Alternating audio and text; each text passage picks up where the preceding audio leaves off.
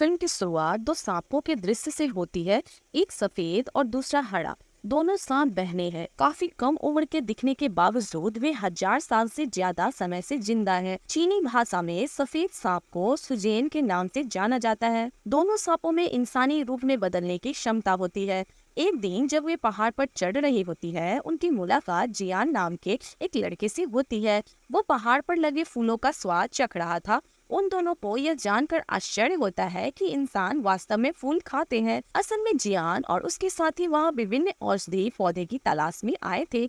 वो उस समय पहाड़ों से होकर यात्रा कर रहा था। जब उसे हरा सांप दिखता है तो वो उसे अपने असली रूप में डराने लगता है। डर के मारे जियान पहाड़ के नीचे नदी में गिर जाता है। यह देखकर सफेद सांप को जियान और उसकी दुर्दशा पर तरस आता है। उसे उसकी स्थिति पर दया आती है। वह इंसान में बदल जाती है और नदी में चली जाती है। वह जियान के मुंह में सांस लेती है और उसकी जान बचाती है। उसकी मदद करने के बाद वो वहाँ से चली जाती है। जब जियान जागता है तो उसे पता चलता है कि उसके सारे दोस्त उसके चारों ओर इकट्ठा हो गए हैं। वह उनसे उस लड़की के बारे में पूछता है जिसने उसकी जान बचाई थी। उसके दोस्त कहते हैं कि हमें कोई लड़की नहीं मिली। यह सब तुम्हारी कल्पना थी। उसी दिन गांव में एक उत्सव मनाया जा रहा था। मंदिर के गुरु और उनके मित्र भी उत्सव में उनके साथ थे। उन्हें शक था कि इस उत्सव में राक्षस मनुष्यों को मार डालेंगे, इसलिए जियान उन जड़ी बूटियों के साथ उस ओर जा रहा था और सभी को अपने साथ ले जाता है। दूसरी ओर सफेद सांप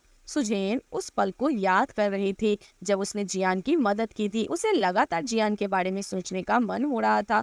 असल में वो उससे प्यार करने लगी थी। वे अपनी बहन हरे सांप से कहती है वो उस लड़के से मिलना चाहती है, इसलिए वो दोनों गांव में उसी उत्सव में जाती है। उसी रात बुड़ो और उनके साथी पूरे तैयारी के साथ वहां आए थे, क्योंकि वे जानते थे कि राक्षस कभी भी मनुष्यों पर हमला करते हैं। उत्सव में हरे सांप की मुलाकात बुड़ो के साथी से होती है, क्योंकि उसे वह पसंद था और वह उससे दोस्ती करना चाहती थी। वो कहता है मैं अभी तुमसे बात नहीं कर सकता क्योंकि मैं राक्षसों को पकड़ने आया हूँ।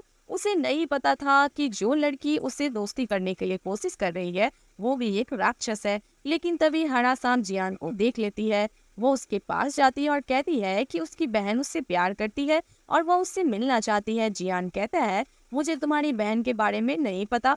वो उसकी बहन से मिलने से मना कर देता है। फिर हरा सांप नदी में गिर जाता है। वह उसे अपनी बहन के पास ले जाने के लिए उसकी नाव को धक्का देती है। जब वो वहाँ पहुँचते हैं तो सुजेन ये स्वीकार करती है कि वह उससे प्यार करती है। जियान कहता है लेकिन मैं किसी और से प्यार करता हूँ। वो कहता है मैं नहीं जानता कि वो कौन है, उसने मुझे अपनी सांस देकर बचाया है।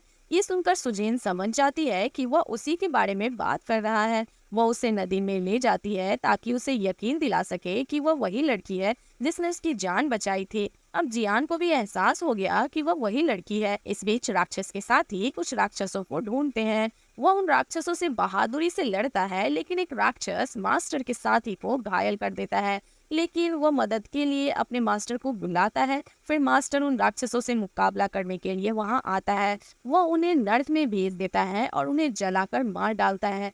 अगले दिन सुजेन जियान के घर जाती है। जियान उसे अपने घर में देखकर बहुत खुश होता है। वे एक दूसरे के साथ रहने लगते हैं और एक दिन शादी कर लेते हैं। त्योहार के दिन एक राक्षस ने मास्टर के साथी को काट लिया, इसलिए वो साथी राक्षस में बदल रहा था।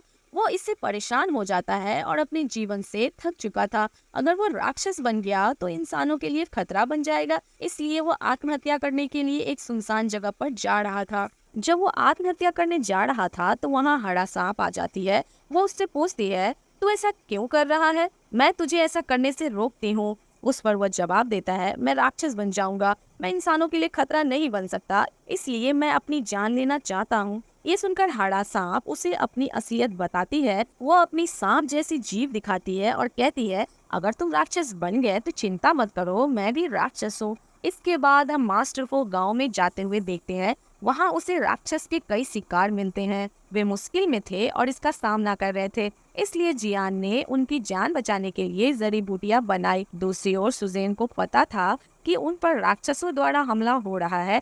वो बहुत शक्तिशाली और खतरनाक है। केवल जड़ी बूटियों से उनका इलाज करना असंभव है, इसलिए सुजेन अपने पति और बाकी लोगों की जान बचाने के लिए औषधि पौधों का सहारा लेती है।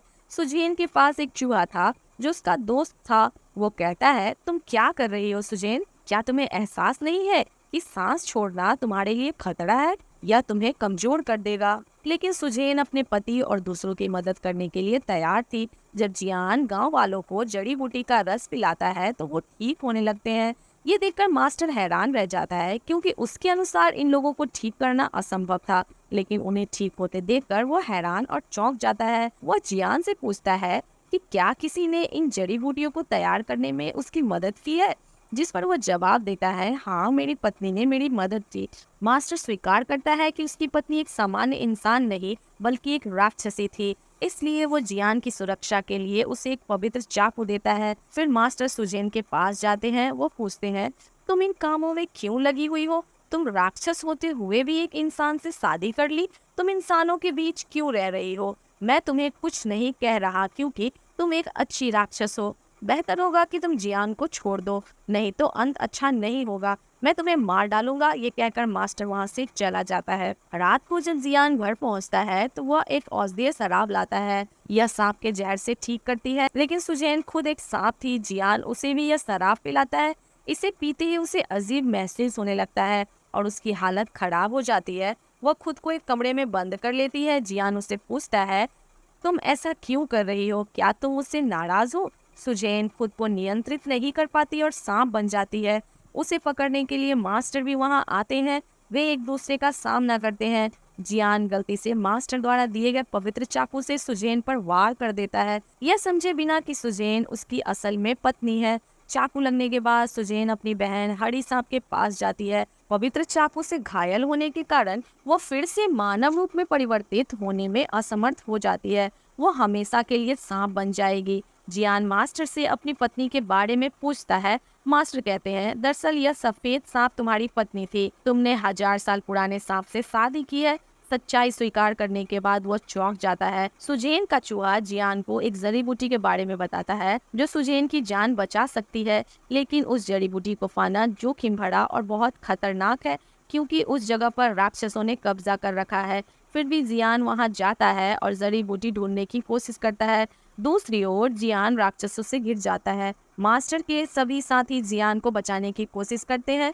चूहा आता है और वो जड़ी बूटी सुजैन को देता है, जिससे उसकी जान बच जाती है। अब वो फिर से मानव रूप ले सकती है। जैसे ही वो ठीक होती है, वह मास्टर और उसके साथियों पर हमला करती है। वो समझ जाती है कि वो उसे और जियान को अलग करना चाहते हैं। वो किसी तरह जियान को एक जगह ले आती है। वो उससे पूछती है, क्या तुम ठीक हो? लेकिन वो अपनी याददाश्त खो चुका होता है। उसे अपनी पत्नी सुजैन का कुछ भी याद नहीं आता। सुजैन मास्टर से पूछती है, आपने मेरे पति जियान के साथ क्या किया? क्योंकि वो मुझे भूल गया है। हालांकि बहुत जल्दी उसकी याददाश्त वापस आ जाती है और वो सामान्य हो जाता है। लेकिन चूंकि सुजैन एक राक्षसी थी, इसलिए मास्टर अपनी शक्तियों का उपयोग करके एक प्राचीन घर बनाता है। वह उसे हमेशा के लिए उसमें कैद कर देता है। उसके लिए उस घर से बाहर निकलना असंभव होता है। जियान अपनी पूरी जिंदगी घर के बाहर अपनी पत्नी का इंतजार करते हुए बिताता है। मास्टर का साथी भी एक राक्षस बन गया था, लेकिन एक अच्छा राक्षस। उसने बाकी साल राक्षसों के साथ बिताए। यहाँ फिल्म खत्म होती है। Thank you for watching. और मूवी की एक्सप्लेनेशन अच्छी लगी हो तो वीडियो को लाइक भी करें और चैनल फिल्मी ट्विस्ट को सब्सक्राइब करें।